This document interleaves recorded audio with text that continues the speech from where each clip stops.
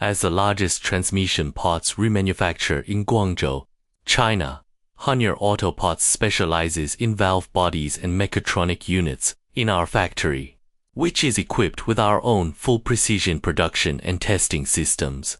Every part undergoes a standardized 6-step process. 1. Dismantling, cleaning and drying workshop. Recycled used valve bodies and mechatronic units are fully disassembled, high-pressure cleaned, and high-temperature dried to remove sludge and metal debris for inspection and repair. 2. Machining workshop. We grind worn valve channels, ream holes, replace valve seats, mill damaged mating surfaces, and fix all housing defects. 3. Solenoid and component assembly. New or premium remanufactured solenoids, seals, and springs are precisely matched with repaired housings to form high-performance sub-assemblies. 4. Final assembly workshop.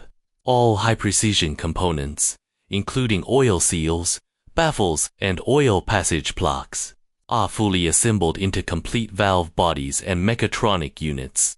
5. Simulation and core component testing.